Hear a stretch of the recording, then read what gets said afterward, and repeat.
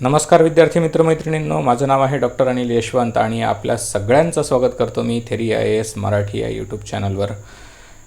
आज आपण भारतीय राज्यव्यवस्थेशी संबंधित लेक्चर सिरीज सुरू करतो आहोत आणि ही लेक्चर सिरीज तुम्हाला MPSC, UPSC अगदी तलाठ्यापासून ते ग्रामसेवक आणि पोलीस भरतीपर्यंत सगळ्या परीक्षांसाठी कामी पडणारी आहे। आणि या लेक्चर सिरीजमध्ये राज्यव्यवस्थेशी संबंधित वेगवेगळे विषय आपण वेगळ्या अँगलने माझ्या दृष्टिकोनातून शिकणार आहात आणि मी गेल्या 12 वर्षांपासून या पेशामध्ये आहे। हा सगळा अनुभव तुमच्यासोबत यूट्यूब चॅनल माध्यमातून मी तुमच्याशी शेअर करत आहोत। तर पटापट चॅनलला आत्ताच सबस्क्राईब करा जर आतापर्यंत सबस्क्राईब केलं नसेल तर, आणि व्हिडिओला लाईक करा, थम्स अप करा। आणि आपण हा विषय एका वेगळ्या पद्धतीने शिकत आहोत। आजचा आपला विषय आहे भारताच्या संविधानाची उद्देशपत्रिका। मी तुम्हाला दाव्याने सांगतो की आतापर्यंत तुम्ही उद्देशपत्रिकेबद्दल जे काही शिकले असाल नसाल ते सगळं विसरून जा आणि नव्याने उद्देशपत्रिका शिका। या लेक्चरनंतर उद्देशपत्रिकेवर कोणताही प्रश्न विचारला तरीही तो तुमच्यासाठी अनोळखी नसेल। आतापर्यंत MPSCने किंवा UPSCने किंवा अन्य कोणत्याही आयोगाने विचारलेले प्रश्न आणि यापुढे विचारतील ते प्रश्न, हे सगळ्या प्रश्नांची उत्तरं तुम्हाला या लेक्चरमध्ये मिळणार आहेत। म्हणजे आहेत हे 100% माझ्याकडून तुम्हाला खात्री आहे। ओके, सर्वसमावेशक असं लेक्चर आहे उद्देशपत्रिकेवरचं। यानंतर तुम्हाला दुसरं काहीही उद्देशपत्रिकेसंदर्भात वाचायची गरज नाही, लिहायची गरज नाही, काहीच नाही। ओके, तो चलो उद्देशपत्रिका समजून घेऊया आणि सुरुवात करूया उद्देशपत्रिकेच्या नावांवरून। उद्देशपत्रिकेला उद्देशिकासुद्धा म्हणतात, उद्देशपत्रिकासुद्धा म्हणतात, प्रस्तावनासुद्धा म्हणतात आणि प्रास्ताविकासुद्धा म्हणतात। आणि इंग्रजीमध्ये या सगळ्यांसाठी एकच संबोधन आहे, preamble of the constitution of India. आणि एका वाक्यावरून तुम्हाला या उद्देशपत्रिकेचं महत्त्व लक्षात येईल आणि ते म्हणजे की हे संविधान समजून घेण्याची गुरुकिल्ली आहे। हे Preamble of the Constitution of India is a guide to the Constitution of India। गुरुकिल्ली तुम्ही वापरली आहे, तुम्हाला त्यामुळे गुरुकिल्लीचं महत्त्व माहिती आहे। ही मास्टर की आहे, मुख्य चाबी आहे की ज्यामुळे संविधानाची दारं उघडतात आपल्यासाठी, आणि म्हणून आपल्याला उद्देशपत्रिका फार फार महत्त्वाची आहे। तर बघूया आपण उद्देशपत्रिका कशी आहे आपल्या संविधानाची। आम्ही भारताचे लोक, पहिल्यांदा एक गोष्ट लक्षात घ्या, ही उद्देशपत्रिका तुम्हाला पाठ पाहिजे, तुम्हाला ही पाठच पाहिजे, एवढी महत्त्वाची आहे। तुम्ही भारताचे नागरिक आहात म्हणून सुद्धा तुम्हाला पाठ पाहिजे, आणि त्याही पलीकडे आता तुम्ही तर स्पर्धात्मक परीक्षेचा अभ्यास करत आहात त्यामुळे तुम्हाला पाठ पाहिजे। तुम्हाला ऑब्जेक्टिव्ह टाईप प्रश्नाचं उत्तर लिहायचं असेल किंवा सब्जेक्टिव्ह टाईप प्रश्नाचं उत्तर लिहायचं असेल तरीही तुम्हाला दोन्ही गोष्टींबाबत दोन्ही परिस्थितीमध्ये तुम्हाला उद्देशपत्रिका पाठ पाहिजे म्हणजे पाहिजे। काय आहे चला वाचून घेऊ आपण।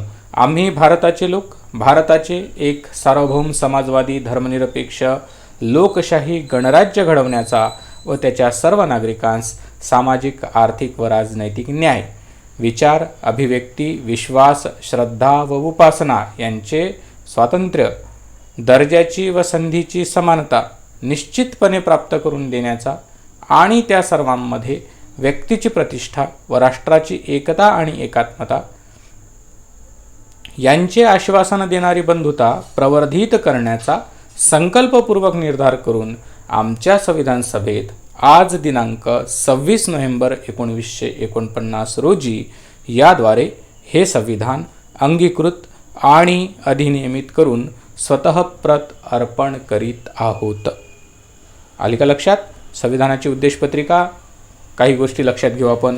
एक, आम्ही भारताचे लोक हा जो वाक्यखंड आहे, हा वाक्यखंड, ही फ्रेज आपण अमेरिकेकडून घेतली आहे। आपण काय केली आहे, कुठून घेतली आहे? अमेरिकेकडून घेतलेली आहे। अमेरिकेच्या संविधानाची सुरुवात, त्यांच्या उद्देशपत्रिकेची सुरुवात अशा शब्दाने होते, we the people of United States of America. आम्ही युनायटेड स्टेट्स ऑफ अमेरिकेचे लोक, आणि त्यामुळे भारताच्या संविधानाची सुद्धा उद्देशपत्रिकेची सुरुवात तिथून प्रेरित असल्यामुळे त्याच शब्दात झालेली आहे। आता इथे तुम्हाला धर्मनिरपेक्षतेसमोर पंथनिरपेक्ष असा सुद्धा दिसतोय। कारण आहे 2019 मध्ये केंद्र सरकारने जे आपल्या धर्मनिरपेक्षतेचं हिंदीमध्ये भाषांतर पंथनिरपेक्षता असं केलेलं आहे, त्यामुळे मराठीमध्ये सुद्धा ते तसंच स्वीकारलं जाईल की काय असं आहे. त्यामुळे मराठीमध्ये जर तुम्हाला पंथनिरपेक्ष असा शब्द आला तर त्याचा अर्थ सेक्युलर या इंग्रजी शब्दाचं आता मराठीमध्ये बदललेलं भाषांतर आहे, एवढं लक्षात ठेवायचं. आपण आता जेव्हा उद्देशपत्रिका शिकणार आहोत तेव्हा तुम्हाला यामधल्या प्रत्येक शब्दाचा अर्थ मी समजावून सांगणार आहे. न्याय म्हणजे काय, स्वातंत्र्य म्हणजे काय, समानता म्हणजे काय, बंधुता म्हणजे काय, राष्ट्राची एकता आणि एकात्मता म्हणजे काय, वगैरे वगैरे सगळ्या गोष्टी. सार्वभौम म्हणजे काय, समाजवादी म्हणजे काय, धर्मनिरपेक्ष म्हणजे काय, लोकशाही म्हणजे काय, गणराज्य म्हणजे काय, या सगळ्या गोष्टी मी तुम्हाला इथे समजावून सांगणार आहे. त्यामुळे निश्चिंत राहा. ओके. तर हे सगळी उद्देशपत्रिका आपण समजून घेणार आहोत. यावर एकेका शब्दावर MPSC UPSCने वेगवेगळ्या आयोगांनी प्रश्न विचारलेले आहेत आणि विचारणार आहेत. त्यामुळे हे प्रत्येक शब्द आपल्यासाठी महत्त्वाचा आहे. ओके. आपण उद्देशपत्रिकेचा अभ्यास कसा करणार, तर आपल्यासमोर काही प्रश्न आपण ते उभे केलेले आहेत. संविधान सभेची भूमिका काय होती उद्देशपत्रिकेबाबत, पहिला प्रश्न. प्रस्तावना म्हणजेच आपली उद्देशपत्रिका ही संविधानाचा भाग आहे किंवा नाही, हा एक महत्त्वाचा प्रश्न. त्यानंतर तिसरा महत्त्वाचा प्रश्न, प्रस्तावनेत आतापर्यंत दुरुस्ती झाली आहे का, आणि झालेली आहे तर त्याची प्रक्रिया कोणती आहे, त्यासाठी कोणत्या कलमानुसार दुरुस्ती केली जाते. आणि त्यानंतर आणखी एक महत्त्वाचा प्रश्न असा की आतापर्यंत यात दुरुस्त्या झाल्या असतील तर त्या कोणत्या कोणत्या आहेत आणि कोणते कोणते नवीन शब्द टाकलेत किंवा काढून टाकलेत. ओके. आणि शेवटचं, प्रस्तावना समजून घेण्यासाठी आवश्यक असलेल्या प्रस्तावनेचे भाग कोणते आहेत, किती भागामध्ये आपण प्रस्तावनेचा विभाजित करू शकतो आणि त्याचा काय अर्थ आहे. चला पहिल्यांदा बघू आपण संविधान सभेची भूमिका काय होती. उद्देशपत्रिका हा उद्देश प्रस्तावावर आधारित आहे. उद्देशपत्रिका कशावर आधारित आहे, उद्देश प्रस्तावावर आधारित आहे. हा उद्देश प्रस्ताव, या उद्देश प्रस्तावाबाबत तुम्हाला 3 गोष्टी पाठ पाहिजेत. पहिली गोष्ट कोणती पाठ करायची आहे की संविधानची उद्देशपत्रिका ही उद्देश प्रस्तावावर आधारलेली आहे आणि या उद्देश प्रस्तावाबाबत 3 गोष्टी तुम्हाला माहीत पाहिजेत. पहिला म्हणजे हा उद्देश प्रस्ताव पंडित जवाहरलाल नेहरू यांनी मांडला होता संविधान सभेमध्ये. तो त्यांनी 13 डिसेंबर 1946 रोजी मांडला होता, बरोबर. त्यानंतर दुसरी गोष्ट, संविधान सभेने 22 जानेवारी 1947 रोजी उद्देश प्रस्ताव संमत केला. इथे शब्दावर लक्ष द्या, इथे उद्देश प्रस्ताव संमत केला असा आहे, उद्देश प्रस्ताव संमत केला. ओके. आणि त्यानंतर लक्षात घ्या की संविधान सभेने 17 ऑक्टोबर 1948 रोजी उद्देशपत्रिका अंतिम स्वरूपात संमत केली होती. उद्देशपत्रिका संमत केली आणि वर काय आहे, उद्देश प्रस्ताव संमत केला. उद्देश प्रस्ताव संमत करणे आणि उद्देशपत्रिका अंतिम स्वरूपात संमत करणे या 2 वेगवेगळ्या गोष्टी होत्या आणि त्या 2 वेगवेगळ्या कारणांनी वेगवेगळ्या तारखांनी घडलेल्या आहेत. ह्या दोन्ही गोष्टींच्या तारखा लक्षात घ्या त्यातल्या फरकासहित. ओके.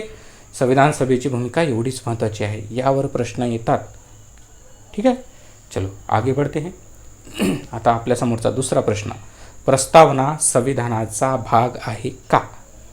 पहिल्यांदा हा प्रश्न महत्त्वाचा का आहे, वाय धिस क्वेश्चन. तर पहिली गोष्ट, परीक्षेत जसाच्या तसा विधानाच्या स्वरूपात विचारला जातो, आहे की नाही. हा प्रश्न जसाच्या तसा विचारला जातो. कधी म्हटलं जाईल की प्रस्तावना संविधानाचा भाग आहे, कधी म्हटलं जाईल प्रस्तावना संविधानाचा भाग नाही. हे विधान बरोबर आहे की चूक आहे हे आपल्याला ओळखावं लागेल, बरोबर आहे. आता बघा, त्यामुळे महत्त्वाचं आहे. आणि दुसरं काय की संविधानात दुरुस्ती करण्याची प्रक्रिया कुठे सांगितलेली आहे, 368व्या कलमामध्ये सांगितलेली आहे संविधानात, बरोबर आहे. आता 368व्या कलमामध्ये संविधानात दुरुस्ती करायची सांगितलेली आहे. पण आता जर कधी आपली प्रस्तावना संविधानाचा भाग नसेल, लक्ष द्या, जर प्रस्तावना संविधानाचा भाग नसेल तर त्यात आपली संसद 368व्या कलमानुसार किंवा अन्य कोणत्या मार्गाने दुरुस्ती करू शकते का, नाही करू शकणार. कारण केवळ संविधानातच दुरुस्ती करता येते, संविधानाचा भाग नसलेल्या भागामध्ये दुरुस्ती करता येत नाही. आणि म्हणून हा प्रश्न संसदेसाठी महत्त्वाचा होता आणि आहे. जर सर्वोच्च न्यायालयाने आपल्या संविधानाचा अर्थ लावण्याचं काम कुणाकडे आहे, सर्वोच्च न्यायालयाकडे आहे. जर सर्वोच्च न्यायालयाने सांगितलं की उद्देशपत्रिका संविधानाचा भाग आहे तर ती संविधानाचा भाग आहे. आणि जर सर्वोच्च न्यायालयानं म्हटलं की उद्देशपत्रिका संविधानाचा भाग नाही तर ती संविधानाचा भाग नाही.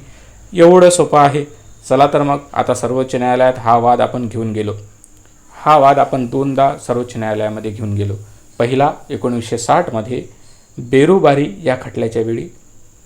त्यावेळी सर्वोच्च न्यायालयाने सांगितलं होतं की उद्देशपत्रिका हे संविधानाचा भाग नाही आणि त्यामुळे या काळात यानंतर संसद उद्देशपत्रिकेमध्ये दुरुस्ती करू शकत नव्हती आणि म्हणून 1960 नंतर दुरुस्ती करण्याचा प्रयत्न केला गेला नाही. परंतु केशवानंद भारती खटल्यामध्ये 1973 साली सर्वोच्च न्यायालयाने आपला बेरुबारी खटल्यातला निर्णय बदलला आणि सांगितलं की उद्देशपत्रिका हा संविधानाचा भाग आहे. बरोबर. आणि संविधानाचा भाग आहे म्हटल्याबरोबर काय झालं की आता 368व्या कलमानुसार यामध्ये दुरुस्ती करण्याचा अधिकार संसदेला मिळाला आणि म्हणून 1976मध्ये संसदेने यामध्ये दुरुस्ती केलेली आपल्याला दिसून येते. पहिली आणि एकमेव दुरुस्ती. आतापर्यंत प्रस्तावनेमध्ये एकदा दुरुस्ती झालेली आहे, केवळ एकदा आणि ती आहे 42वी घटना दुरुस्ती 1976 सालची. यावेळी भारताच्या पंतप्रधान होत्या इंदिरा गांधी आणि यावेळी आणीबाणी चालू होती भारतामध्ये आणि ती अंतर्गत कारणावरून आणीबाणी चालू होती. आणि या घटना दुरुस्तीने संविधानामध्ये 4 नवीन शब्द टाकलेत. समाजवादी, धर्मनिरपेक्ष आणि एकात्मता. आणि एकात्मता हा शब्द जोडलेला आहे आणि हे 2 शब्द आहेत म्हणून मी त्याला 4 शब्द म्हटलेले आहेत. उद्देशपत्रिका बघा. चला या पुन्हा एकदा उद्देशपत्रिकेवर. हे बघा, संविधान दुरुस्तीच्या अगोदर काय काय होतं? सार्वभौम होतं, लोकशाही गणराज्य होतं, समाजवादी आणि धर्मनिरपेक्ष हे शब्द नव्हते, हे टाकलेत. त्यानंतर काय केलं हे बघा, इथे या निश्चितपणे प्राप्त करून देण्याचा आणि त्या सर्वांमध्ये व्यक्तीची प्रतिष्ठा व राष्ट्राची एकता इथपर्यंत होतं. काय होतं? व्यक्तीची प्रतिष्ठा व राष्ट्राची एकता यांचे आश्वासन देणारी बंधुता असं होतं. यामध्ये काय टाकलं नव्याने? आणि एकात्मता. व्यक्तीची प्रतिष्ठा व राष्ट्राची एकता आणि एकात्मता असं बनलं. बरोबर आहे. एकतापर्यंत होतं आणि एकात्मता होतं का? नाही, ते टाकलं. बरोबर. आपण बघणार आहोत याचे अर्थ काय आहेत ते. ओके. बघा काय केलं? समाजवादी, धर्मनिरपेक्ष आणि एकात्मता हे 4 शब्द नव्याने टाकलेत. आलं लक्षात आता? दुरुस्ती करता येते का? तर हो, करता येते. आणि दुरुस्ती केली का? तर हो, एकदा दुरुस्ती केली. की कोणत्या वर्षी केली? 1942 साली. 42वी घटना दुरुस्ती 1976 साली. आणि त्यावेळी भारतामध्ये अंतर्गत कारणावरून आणीबाणी सुरू होती आणि भारताच्या पंतप्रधान इंदिरा गांधी होत्या. कोणत्या नवीन शब्द टाकलेत? तर समाजवादी, धर्मनिरपेक्ष आणि एकात्मता हे 4 शब्द नव्याने टाकलेत.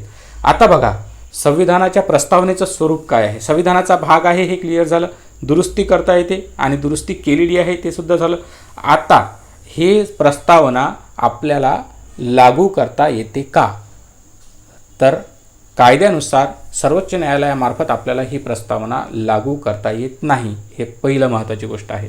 जसं भारताच्या संविधानामध्ये भाग 4 आहे तीच अवस्था म्हणजेच फंडामेंटल ड्युटीज आणि DPSP म्हणजे directive principles of state policy यांची जी अवस्था आहे तीच अवस्था उद्देशपत्रिकेची आहे. म्हणजे नॉन जस्टिसिएबल आहे. यासाठी जर या तत्वांचं पालन, जे आपण तत्व आता बघणार आहोत त्या तत्वांचं पालन जर कधी भारताच्या राज्याने केलं नाही, सरकारने केलं नाही, तर त्या विरोधात आपल्याला न्यायालयात जाता येत नाहीत. त्यामुळे अवादयोग्य असं या आपल्या प्रस्तावनेचं स्वरूप आहे. हे सुद्धा तुम्ही नोट करून घ्या. ओके. प्रस्तावना संविधानाचा भाग आहे परंतु तो नॉन जस्टिसिएबल आहे, अवादयोग्य आहे, म्हणजे त्या विरोधात आपल्याला न्यायालयात जाता येत नाही. आणि दुसरी गोष्ट महत्त्वाची, त्यामध्ये दुरुस्ती करता येते आणि दुरुस्ती केल्यानंतर ती दुरुस्ती संविधानाचा भाग बनते आणि ती विशेष बहुमताने करावी लागते अनुच्छेद 368 नुसार आणि ती केवळ संसद त्यामध्ये दुरुस्ती करू शकते. कारण भारताच्या संविधानामध्ये दुरुस्ती करण्याचा अधिकार केवळ संसदेला आहे, घटक राज्यांना नाही. ओके. तर चला आता आपण 4थ्या महत्त्वाच्या प्रश्नाकडे वळूया. प्रस्तावनेचे भाग कोणते कोणते आहेत? प्रस्तावनेचे 4 भाग पडतात.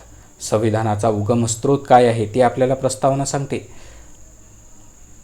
राज्याचे स्वरूप काय आहे ते पण आपल्याला प्रस्तावना सांगते आणि राज्याची उद्दिष्टे व संविधान स्वीकृतीचा दिनांकसुद्धा कोणता हे सुद्धा आपल्याला आपली प्रस्तावना सांगते. असे 4 भाग पडतात आपल्या प्रस्तावनेचे. संविधानाचा उगम स्रोत, राज्याचे स्वरूप, राज्याची उद्दिष्टे आणि संविधान स्वीकृतीचा दिनांक, the date of adoption and enactment of constitution. Okay, चला पुढे चला बघू संविधानाचा उगम स्रोत काय आहे. प्रस्तावनेनुसार संविधानाचा उगम स्रोत भारताची जनता आहे. कोण आहे? भारताची जनता, तुम्ही आम्ही. कशावरून? बघा प्रस्तावनेमध्ये काही शब्द आहेत. आम्ही भारताचे लोक आहे. सुरुवातीचा शब्द आमच्या संविधान सभेत, आमच्या संविधान सभेत हा सुद्धा शब्द आहे. आणि स्वतःप्रत अर्पण करीत आहोत. हे स्वतःप्रत असं वाचायचं नाही, याला काय वाचायचं? स्वतःप्रत. स्वतःप्रत म्हणा, मनातल्या मनात स्वतःप्रत, स्वतःप्रत अर्पण करीत आहोत. हे शब्द काय सांगतात की आपलं संविधान कोणी लिहिलं आहे? तर हे भारताच्या जनतेने लिहिलेलं आहे आपल्या संविधान सभेमार्फत. ही संविधान सभा म्हणजे संपूर्ण भारतीय जनतेचं प्रतिनिधित्व करणारी आहे. नागरिक हा शब्द वापरला आहे का? नाही. We the citizen of India म्हटलं आहे का? नाही. We the people of India, आम्ही भारताचे लोक म्हटलेलं आहे. त्यामुळे जर कधी तुम्हाला परीक्षेमध्ये संविधान कोणी लिहिलेलं आहे असं विचारलं आणि उद्देशपत्रिकेचा संदर्भ असला तर काय लिहायचं? भारताचे, तुम्हाला पर्याय दिलेला असेल भारताचे नागरिक, भारताचे लोक, तर त्यामधला कोणता बरोबर आहे? तर भारताचे लोक हा पर्याय बरोबर आहे. त्यामुळे लक्षात ठेवायचं, राज्यव्यवस्थेचा अभ्यास जेवढा सोपा वाटतो तेवढा कठीण तो अशामुळे बनतो, है की नाही, परीक्षा सोडवताना. चलो, आता राज्याचे स्वरूप काय आहे? Nature of state. इथं स्टेट म्हणजे काही घटक राज्य नाही आहेत बरं. इथं स्टेट म्हणजे घटक राज्य आहेत का? नाही. स्टेट म्हणजे संपूर्ण भारत. स्टेट म्हणजे संपूर्ण भारत. आपल्या थेरी IAS हिंदी चॅनलवर मी राज्य ही संकल्पना समजावून सांगितलेली आहे. तिथे जाऊन बघा राज्य या शब्दाचा काय अर्थ होतो आणि तो अर्थाने आणि वेगवेगळ्या ठिकाणी त्याचा अर्थ काय होतो. भारताच्या संविधानामध्ये वापरलेला आहे राज्य हा शब्द, त्यावेळी त्याचा प्रत्येक वेळी काय अर्थ आहे. पहिल्या कलमामध्ये राज्य या शब्दाचा अर्थ काय आहे, 12व्या कलमामध्ये राज्य या शब्दाचा अर्थ काय आहे, त्याच्यानंतर 36व्या कलमामध्ये या शब्दाचा अर्थ काय आहे आणि आणखी 7व्या अनुसूचीमध्ये हा शब्द आलेला आहे किंवा मग 5व्या प्रकरणामध्ये हा शब्द आलेला आहे. तर त्यावेळी राज्य या शब्दाचा अर्थ काय आहे संविधानामध्ये मी अगदी बारकाईने समजून सांगितलेलं आहे. हिंदीमध्ये आहे पण तुम्हाला हिंदी कळतं ना, त्यामुळे डोंट वरी. आणि खूप छान पद्धतीने समजावून सांगितलेलं आहे कमी वेळात. तर बघा तिथे जाऊन तुम्ही स्टेट या शब्दाचा अर्थ बघा. मी तुम्हाला डिस्क्रिप्शन बॉक्समध्ये त्या लेक्चरची लिंक पण देणार आहे. तर चला बघा आता इथे काय आहे, राज्याचे स्वरूप काय आहे. सुरुवातीलाच दिलेलं आहे सार्वभौम, समाजवादी, धर्मनिरपेक्ष, लोकशाही आणि गणराज्य. हे आपल्या राज्याचे स्वरूप आहे. काय आहे? राज्याचे स्वरूप आहे. सार्वभौमत्व म्हणजे काय? सॉव्हरेनिटी ज्याला म्हणतात ते आहे अंतर्गत आणि बाह्य नियंत्रणांमध्ये नसणे. म्हणजे भारतामध्येही अशी कोणती शक्ती नाही किंवा भारताच्या बाहेरसुद्धा अशी कोणती शक्ती नाही की ज्यामुळे भारताला आदेश देऊ शकेल, सर्वोच्च आदेश देऊ शकेल, ज्याचं उल्लंघन भारत करू शकणार नाही. कोणतीच शक्ती नाही. त्याला काय म्हणतात? सार्वभौम सत्ता. एवढंच पाठ करून जायचं तुम्हाला सांगतो. आणि समाजवाद म्हणजे काय? तर समाजवाद समजून घ्यायच्या अगोदर तुम्हाला साम्यवाद समजून घ्यावा लागेल. साम्यवाद म्हणजे काय? तर उत्पादन साधनांवर कोणाचाही मालकी हक्क नसणे. साम्यवादाचा अर्थ काय होतो माहिती आहे का? जसं जंगलामध्ये असतं, कुणाचाच मालकी हक्क नसतो. सगळे प्राणी, पशु, पक्षी सगळे एकमेकांकडे मालकी हक्क न सांगता त्या साधनांचा वापर करत असतात. त्याला साम्यवाद म्हणतात. त्याला काय म्हणतात? साम्यवाद म्हणतात. मग आता हे माणसाच्या जगामध्ये शक्य आहे का? तर जेव्हा आपण आदिम जमातीमध्ये होतो तेव्हा काय होतं? आदिम समाज म्हणून आपण राहत होतो तेव्हा आपण आदिम साम्यवादाच्या अवस्थेमध्ये राहत होतो. परंतु आता आपण तशा पद्धतीचं राहू शकत नाही. बरोबर आहे. ही झाली समाजामधली एक आदर्श अवस्था. कार्ल मार्क्स जेव्हा आपण समजावून सांगितलं, खरं म्हणजे आपल्या या चॅनलवर मार्क्सवादावर काही 2 लेक्चर्स मी टाकलेले आहेत. माझे क्लासरूम लेक्चर्स आहेत ते. आणि ते जर तुम्ही समजून घेतले तर तुम्हाला साम्यवाद म्हणजे काय, मार्क्सने त्याबद्दल काय म्हटलं ते पण तुम्हाला कळून जाईल. त्याची पण तुम्हाला डिस्क्रिप्शनमध्ये मी लिंक देतो आहे, ते सुद्धा बघून घ्या. ही एक साम्यवादी एक आदर्श अवस्था आहे. आणि या आदर्श अवस्थेमध्ये काय होतं, उत्पादनाच्या साधनांवर कुणाचाही मालकी हक्क राहत नाही. हे एक मार्क्सने बघितलेलं स्वप्न आहे, एवढं समजून घ्या. Absentee ownership. ओके. साम्यवादाचा अर्थ फक्त थोडक्यात एवढाच की उत्पादनाच्या साधनांवर कुणाचाही मालकी हक्क नसणे हे आहे ॲब्सेंटी ओनरशिप. ना राज्याचा अधिकार असेल, ना व्यक्तीचा अधिकार असेल, ना समाजाचा अधिकार असेल, कुणाचाही नाही. मालकी हक्काचा अभावच असतो तिथे. परंतु समाजवाद म्हणजे काय, तर याच्या मधातली अवस्था असतो. कोणाकोणाच्या मधातली अवस्था, उत्पादनाच्या साधनांवर व्यक्तीचा मालकी हक्क असणे आणि उत्पादनाच्या साधनांवर कुणाचाही मालकी हक्क नसणे याच्या मधातली अवस्था असते समाजवाद. आणि हे म्हणजे उत्पादनाच्या साधनांवर समाजाची मालकी असणे. आता समाजवादाचा एक कोणताच निश्चित अर्थ नाही, ज्याची टोपी ते पाण्यासारखं आहे, ज्यामध्ये जिसमें वो रंग मिला दो उसके जैसा जो रंग उसमें मिला दो उसके जैसा उसका रंग हो जाता. तसंच हे आहे. समाजवादामध्ये जो रंग तुम्ही टाकाल त्या रंगाचा समाजवाद बनतो.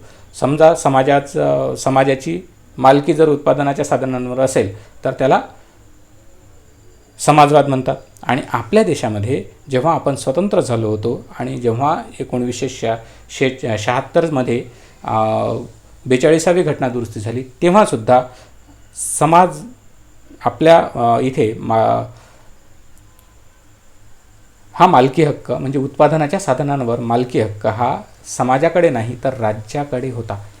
आणि म्हणून आपल्या इथल्या समाजवादाला राज्य समाजवाद असे म्हणत होते. परंतु 1992 साली आपण नवीन आर्थिक धोरण स्वीकारलं आणि याचा परिणाम असा झाला की आपण काय केलं, आपण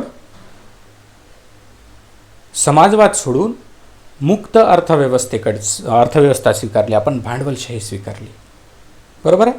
आणि आतासुद्धा आपल्याकडे काही निर्गुंतवणूक चालू आहे मोठ्या प्रमाणामध्ये. स्ट्रॅटेजिक डिसइन्व्हेस्टमेंट म्हणतात त्याला. अर्थव्यवस्था जेव्हा आपण शिकणार तेव्हा आपण हे सगळं डिटेलमध्ये बघणार. आता आपल्याला फक्त उद्देशपत्रिका समजून घ्यायची आहे. बरोबर. फक्त समाजवादाचं एवढं लक्षात घ्या, साम्यवादाचा हा अर्थ लक्षात घ्या. चला पुढे धर्मनिरपेक्षतेकडे जाऊ. धर्मनिरपेक्षता किंवा सेक्युलरिझम यापूर्वी सांगितल्याप्रमाणे आता त्याला पंथनिरपेक्षतासुद्धा म्हटलं जाईल. तर तेव्हा गडबड करायची नाही. ती पंथनिरपेक्षता म्हणजे सेक्युलरिझम म्हणजे यापूर्वी आतापर्यंत आपण त्याला धर्मनिरपेक्षता म्हणत आलो तेच आहे. ओके. सेम अर्थ आहे. आतापर्यंत केंद्र सरकारने याचा अर्थ स्पष्ट केला नाही. ओके. होऊ शकते याचा अर्थ काय आहे सरकार दरबारी ते आपल्याला नंतर कधीतरी माहीत होईलच. ओके. चला. राज्य कोणत्याही धर्माशी बांधील नाही. धर्मनिरपेक्षतेचा अर्थ काय आहे आपल्या इथे, राज्य कोणत्याही धर्माशी बांधील नाही किंवा कोणत्याही धर्माचा राज्य तिरस्कार देखील करत नाही.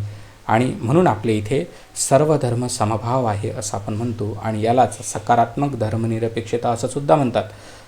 मग आता तुम्ही म्हणाल की नकारात्मक धर्मनिरपेक्षता म्हणजे काय आहे, तर युरोप खंडामध्ये या संकल्पनेचा विकास झाला धर्मनिरपेक्षतेच्या. आणि तिथे याचा अर्थ असा आहे की राज्याचा कोणताही धर्म नाही. धर्म ही व्यक्तीची वैयक्तिक बाब आहे, ती सार्वजनिक बाब नाही. आणि त्यामुळे राज्य ना कोणत्या धर्माची बाजू घेईल ना कोणत्या धर्माचा विरोध करेल. ओके. राज्य धर्माच्या बाबतीत कोणतीही लुडबुड करणार नाही. मग राज्य सर्व धर्मांना समानतेने सुद्धा वागवणार नाही, कारण राज्य धर्माच्या बाबतीत पूर्णतः तटस्थ आहे. आणि म्हणून त्यांच्या धर्मनिरपेक्षतेला नकारात्मक धर्मनिरपेक्षता म्हणतात. भारतामध्ये मात्र आपण पाहू शकतो की राज्याने कोणताच धर्म स्वीकारला नाही, परंतु राज्य कोणत्याही सर्व धर्मांना समानतेने वागवत आहे. आणि म्हणून आपल्या इथे सर्व धर्म समभाव किंवा सकारात्मक धर्मनिरपेक्षता आहे. बरोबर. आपल्या येथील सार्वजनिक सुट्यासुद्धा जे महत्त्वाचे धर्म आहेत, कमी महत्त्वाचे सुद्धा धर्म आहेत, ह्या सगळ्यांना सगळ्यांचे महत्त्वाचे सण उत्सव यावेळी आपण सार्वजनिक सुट्या दिलेल्या आहेत. हे आपल्या इथलं सर्व धर्मांना समान महत्त्व आहे याचा परिचायक आहे. चला. लोकशाही म्हणजे काय. लोकशाही म्हणजे लोकांनी स्वतः किंवा निवडून दिलेल्या प्रतिनिधीमार्फत चालवलेले शासन. आता यावर सुद्धा मी एक डिटेल व्हिडिओ बनवलेला आहे थेरी IAS चॅनलवर, ते सुद्धा तुम्ही बघून घ्या. हिंदीमध्ये असला तरी चालेल, तुम्ही तो बघा, तुम्हाला कळेल अशा भाषेमध्ये सांगितलेलं आहे. हिंदी म्हणजे काही कठीण भाषा नाही आहे. तर लोकशाहीचे प्रकार कोणते कोणते, लोकांनी स्वतः म्हणजे प्रत्यक्ष लोकशाही, निवडून दिलेल्या प्रतिनिधींमार्फत म्हणजे प्रातिनिधिक लोकशाही किंवा अप्रत्यक्ष लोकशाही. मग भारतामध्ये कोणती लोकशाही आहे, तर अप्रत्यक्ष लोकशाही आहे. बरोबर आहे. संसदीय लोकशाही, अप्रत्यक्ष लोकशाहीचे सुद्धा दोन प्रकार पडतात, अध्यक्षीय लोकशाही आणि संसदीय लोकशाही. बरोबर आहे. आणि आपल्या इथे कोणती आहे? प्रातिनिधिक संसदीय लोकशाही. आणि त्यानंतर आपल्यासाठी महत्त्वाचा प्रश्न, जो आयोगाला सुद्धा MPSCच्या विशेष आवडीचा प्रश्न, गणराज्य, रिपब्लिक. हे काय आहे? राज्याचं स्वरूपच आहे आपल्या. सर्वोच्च शासन प्रमुख प्रत्यक्ष किंवा अप्रत्यक्षपणे निवडलेला, इलेक्टेड असतो.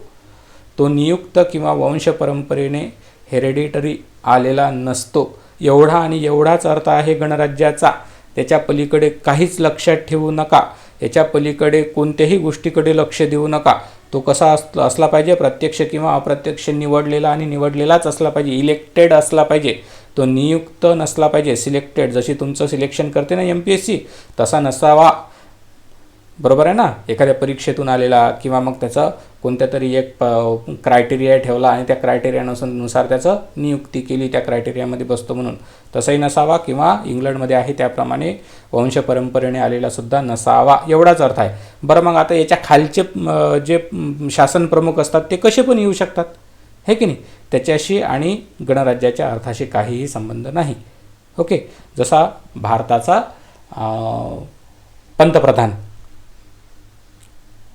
पंतप्रधानाची निवड आपण कशी करतो? पंतप्रधानाची निवड करत नाही. पंतप्रधानाचं नियुक्ती होते आणि तो भारताचा राष्ट्रपती करत असतो. उदाहरणार्थ आणखी घेऊया, घटक राज्याचे प्रमुख, राज्यपाल यांचीसुद्धा नियुक्ती होते. परंतु ही यांची नियुक्ती होते म्हणून भारत गणराज्य नाही का? मी तुम्हाला यापूर्वी सांगितल्याप्रमाणे गणराज्याचा आणि सर्वोच्च शासन प्रमुख यांचाच केवळ संबंध असतो.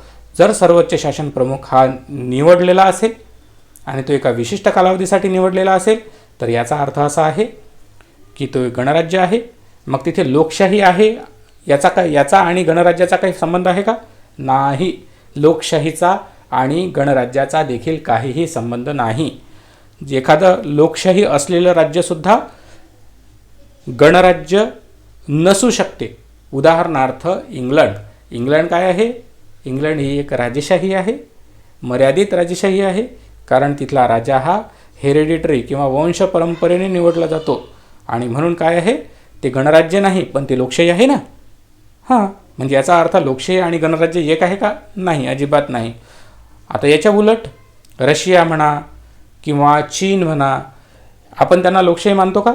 नाही. आता ते लोकशाही आहे, ती वेगळी कॉन्सेप्ट, लोकशाहीच्या कॉन्सेप्टमध्ये बसते, परंतु आपल्या लोकशाहीच्या कॉन्सेप्टमध्ये ते लोकशाही नाही, म्हणून आपण त्यांना लोकशाही म्हणत नाही. बरोबर. परंतु ते गणराज्य आहेत, कारण तिथला शासन प्रमुख हा निवडलेला असतो. त्यामुळे लोकशाही आणि गणराज्य ह्या दोन वेगवेगळ्या संकल्पना आहेत. दोघांचेही अर्थ स्पष्ट आणि वेगवेगळे आहेत, हे लक्षात ठेवा आणि ते पाठ करा, कारण आयोग वेगवेगळ्या पद्धतीनं हा अर्थ विचारत आहे गणराज्याचा. चलो आगे. मग आता राज्याची उद्दिष्टे काय आहेत? What are the goals of the state? आणि ते उद्देशपत्रिकेमध्ये सांगितलेले आहेत. बरोबर. उद्देशपत्रिकेने 4 उद्दिष्टे सांगितलेली आहेत भारताची. भारताला काय साध्य करायचं आहे? भारताला न्याय पाहिजे, भारताला स्वातंत्र्य, समानता आणि बंधुत्व, ही 4 उद्दिष्टे सिद्ध करायची आहेत.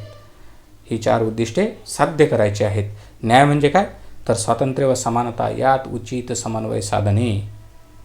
हा एक कॉन्सेप्ट आहे, राज्यशास्त्रामधला मोठा कॉन्सेप्ट आहे न्याय.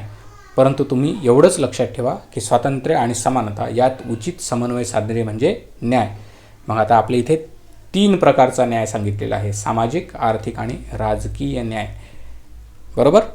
सामाजिक क्षेत्रामध्ये न्याय असला पाहिजे, आर्थिक क्षेत्रामध्ये असला पाहिजे आणि राजकीय क्षेत्रामध्ये असला पाहिजे. ओके.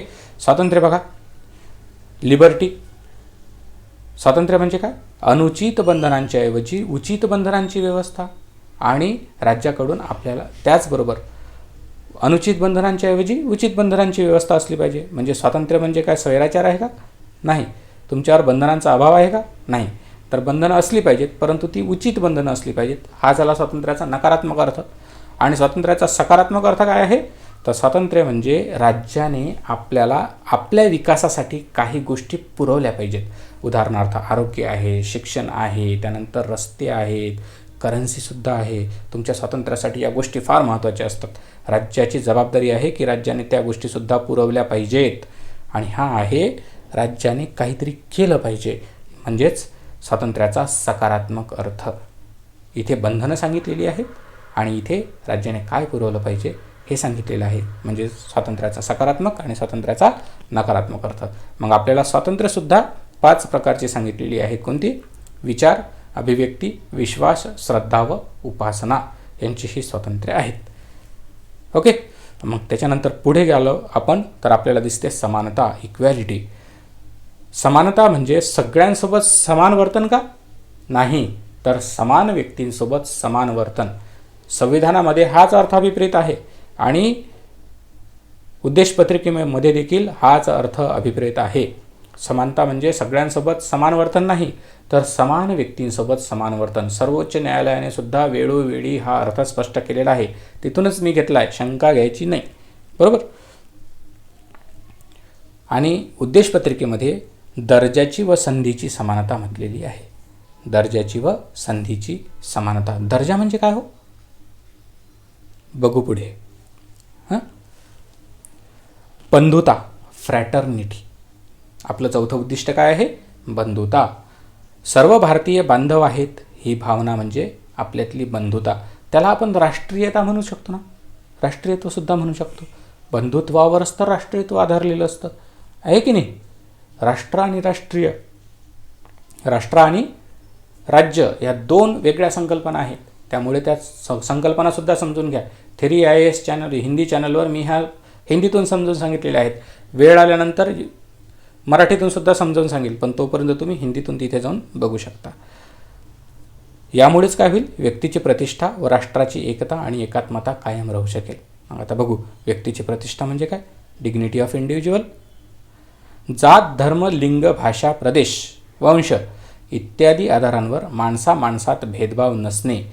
जेव्हा आपण माणसामध्ये भेदभाव करणार नाही तेव्हाच तर व्यक्तीला प्रतिष्ठा मिळेल ना. जर तुम्ही म्हणत असाल की स्त्री ही दुय्यम आहे, पुरुषा अव्वल आहे, तर तुम्ही काय करत आहात? स्त्रीला तिची प्रतिष्ठा नाकारत आहात.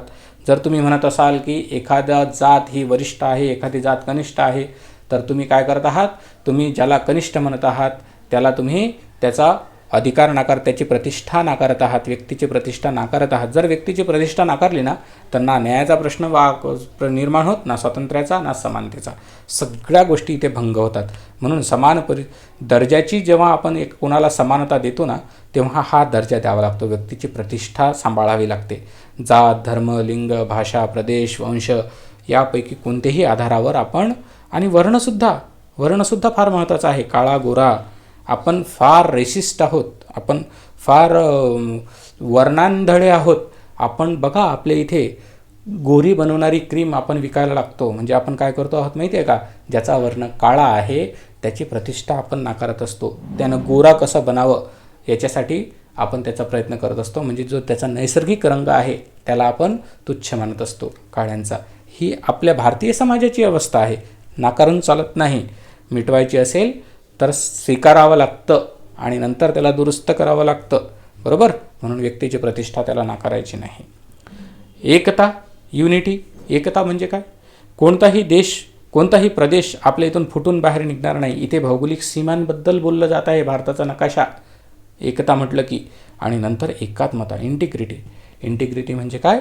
तर जात, धर्म, भाषा, प्रदेश, वंश इत्यादी विविधता असूनही एक राष्ट्रीयत्वाची भावना असणं.